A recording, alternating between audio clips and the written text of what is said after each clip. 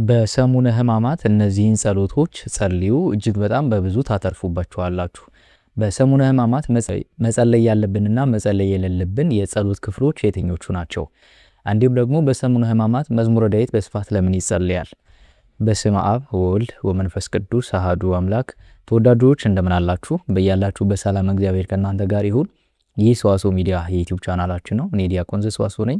በዚህ ዩቲዩብ ቻናላችን ላይ መንፈሳዊ ህይወታችን የምናሳድግባቸውን ትምህርቶች የምንማርበት የዩቲዩብ ቻናላችን ነው። ለዩቲዩብ ቻናላችን አዲስ ከሆናችሁ ሰብስክራይብ በማድረግ ቤተሰብ ሆኖ መንፈሳዊ ህይወታችሁን ለማሳደግ የሚጠቅሟችሁን ትምህርቶች የምታገኙበት ቻናል ነው። እጅግ በጣም በብዙ ታተርፉበታላችሁ። እንደሚታወቀው እንግዲህ ሰሙነ ሕማማት የፊታችን ሰኞ ጀምሮ ይጀምራል እና በሰሙነ ሕማማት ማድረግ ያሉብንና ማድረግ የሌሉብን ነገሮች ምንድን ናቸው? መጸለይ ያለብንና መጸለይ የሌለብን የጸሎት ክፍሎች ሳሉ ወይ እንዲሁም ደግሞ በዚህ ወቅት መጸለይ ያለብን የትኛውን የጸሎት ክፍል ነው የሚለውን በደንብ የምንመለከት ይሆናል ማለት ነው። እግዚአብሔር አምላካችን ከጅማሬ እስከ ፍጻሜ አብሮን እንዲሆን ቅዱስ ፈቃዱ ይሆንልን። የእመቤታችን የቅድስት ድንግል ማርያም ምልጃና ጸሎት፣ ቅዱሳን ሰማዕታት የቅዱሳን በረከታቸው፣ ቅዱሳን መላእክት በረከታቸው በሁላችን ላይ ይደርብን፣ ረድኤታቸው አይለየን። ዛሬ እንግዲህ እንዳልኳችሁ ቀደም ብዬ እንደነገርኳችሁ በዚህ ወቅት ሰሙነ ሕማማት ጌታችን አምላካችን መድኃኒታችን ኢየሱስ ክርስቶስ ስለ ሰው ልጆች ሲል መከራ የተቀበለበት፣ ስለ ሰው ልጆች ሲል ሞትን የቀመሰበት አምላክ ስቃይ የቀመሰበት፣ የማይሞተው የሞተ፣ የማይሞተው ሞተ፣ የማይዳሰሰው ተዳሰሰ፣ የማይገረፈው ተገረፈ፣ የማይተፋበት ተፋ ብለን ግርፋቱን፣ ስቃዩን፣ መከራውን የምናስብበት ወቅት ነው። ሰው ልጆች ድህነት ሲል ራስን አሳልፎ የሚሰጥ ወዳጅ በምድር ላይ የለም። የትኛውም ወዳጅ ቢሆን እናትም አባትም የትኛውም ወዳጅ ቢሆን ራስን አሳልፎ የሚሰጥ ስጋን የሚቆርስ ራሱን በመስቀል ላይ ሊያውል የሚችል አንድም ሰው አይገኝም። አምላካችን መድኃኒታችን ኢየሱስ ክርስቶስ ይህንን አድርጓል።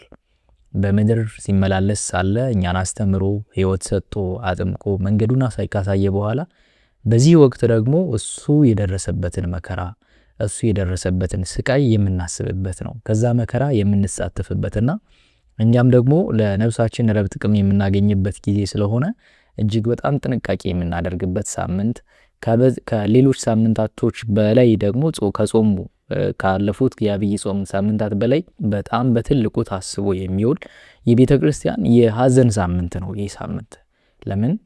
አምላክ ሆኖ ሳለ የሞተ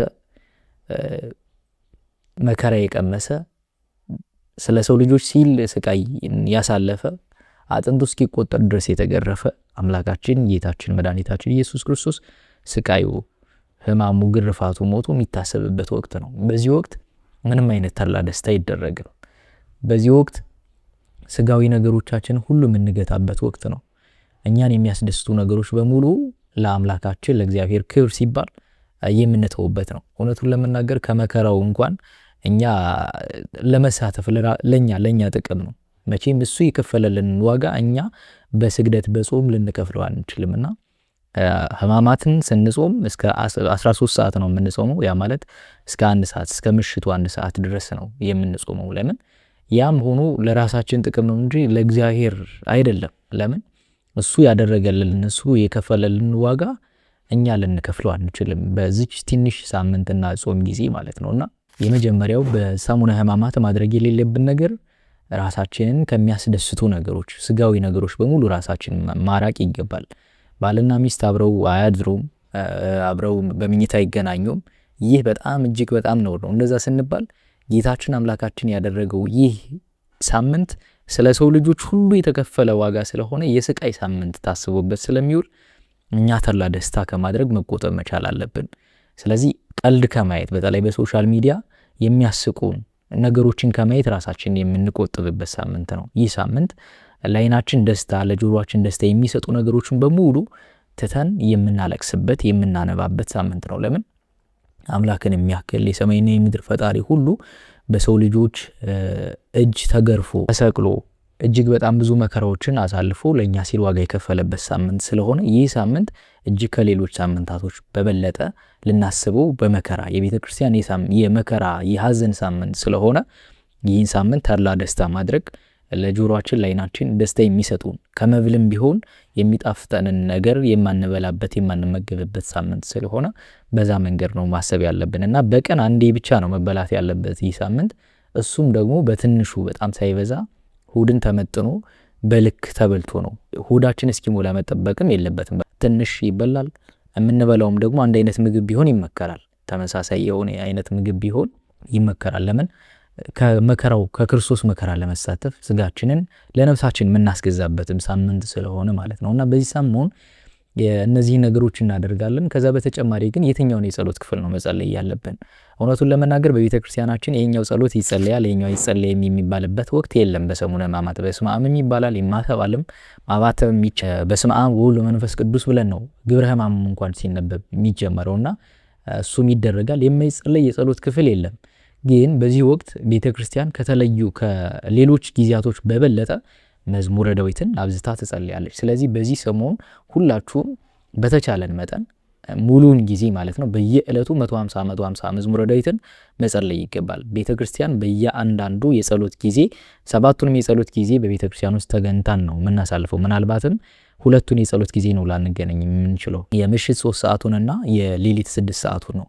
ከዛ በተጨማሪ ባሉት ጊዜያቶች ግን መዝሙረ ዳዊት ይጸለያል፣ ውዳሴ ማርያም ይጸለያል። በዚህ ወቅት የሚጸለዩት ከሌሎች ጊዜያቶች በተጨማሪ በበለጠ የሚጸለየው መዝሙረ ዳዊትና ውዳሴ ማርያም ነው።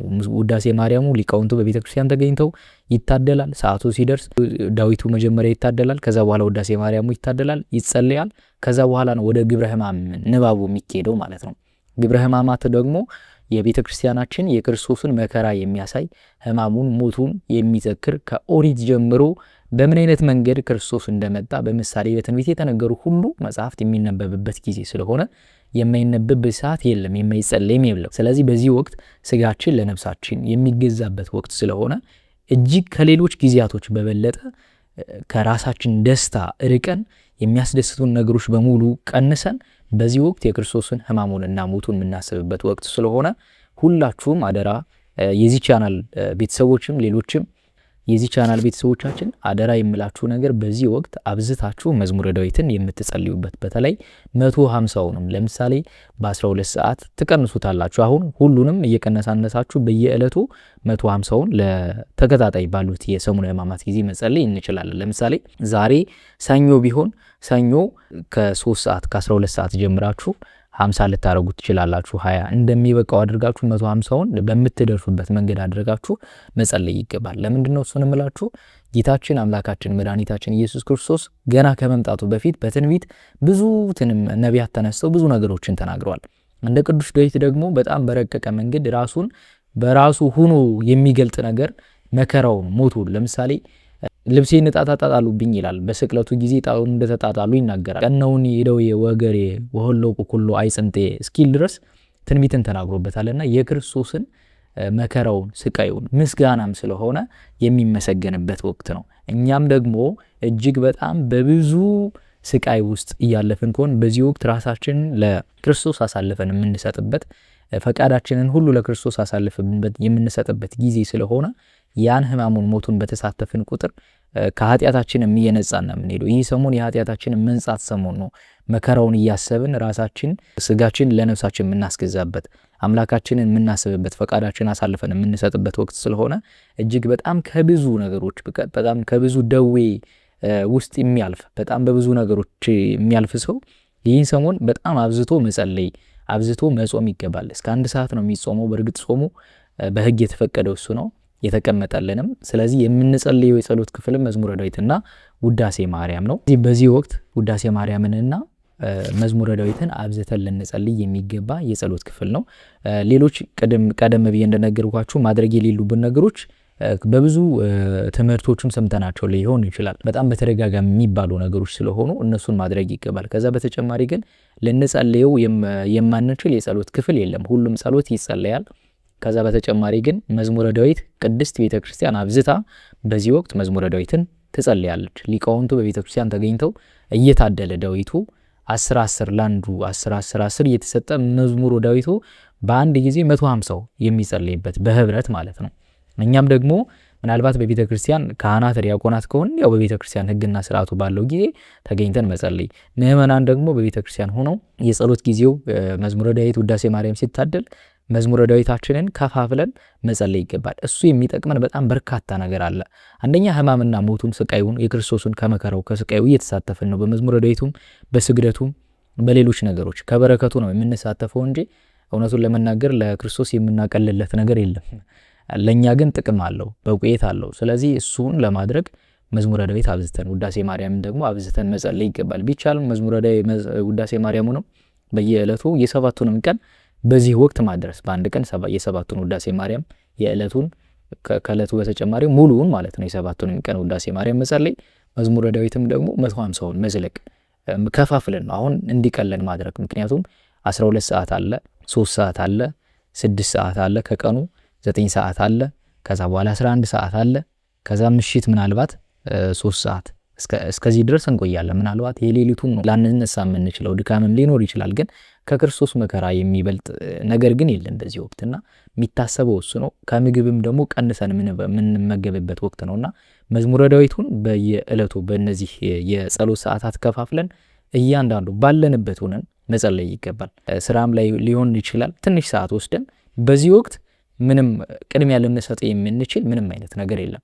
ቅድሚያ የሚሰጠው የመድኃኔዓለም ሕማምና ሞት ነው። ቅድስት ቤተክርስቲያን የምታዝንበት ወቅት ስለሆነ ማለት ነው።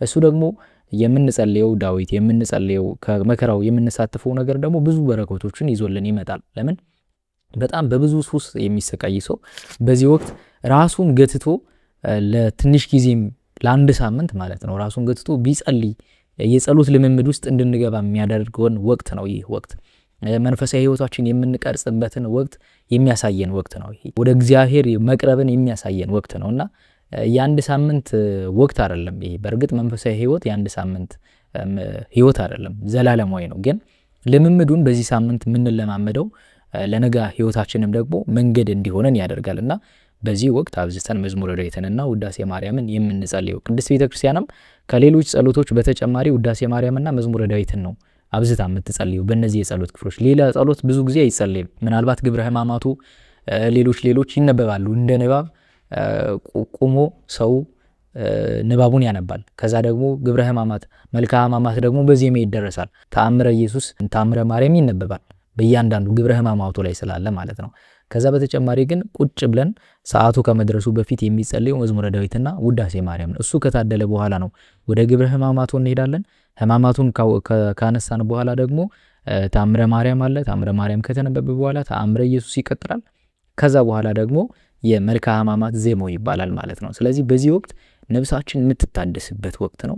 ከክርስቶስ መከራ የምንሳተፍበት ወቅት ስለሆነ እጅግ በጣም በጥንቃቄ ራሳችንን ገዝተን ከጾሙ በረከት ልንሳተፍ ይህ ሳምንት ከተርላ ከደስታችን እኛን ከሚያስደስተን ነገሮች በሙሉ ርቀን ክርስቶስን የምናስብበት ወቅት ስለሆነ እግዚአብሔር አምላካችን ለበረከት ያደርግልን። መልካም ጊዜ፣ መልካም የጾም ወቅት፣ መልካም ሳምንት እንዲሆን እመኛለሁ። እግዚአብሔር አምላካችን በረከተ ነፍስ የምናገኝበት ያደርግልን። አቤቱ ቅዱስ እግዚአብሔር አምላካችን በአንድ ልጅህ በጌታችን በአምላካችን በመድኃኒታችን በኢየሱስ ክርስቶስ በእርሱ ያለ ጽን ክብር ላንተ ይገባል። ከእርሱም ጋራ ከመንፈስ ቅዱስም ጋራ ትክክል የሚሆን ዛሬም ዘወትርም ለዘላለሙ አሜን። በያላችሁበት ሰላም እግዚአብሔር ከእናንተ ጋር ይሁን።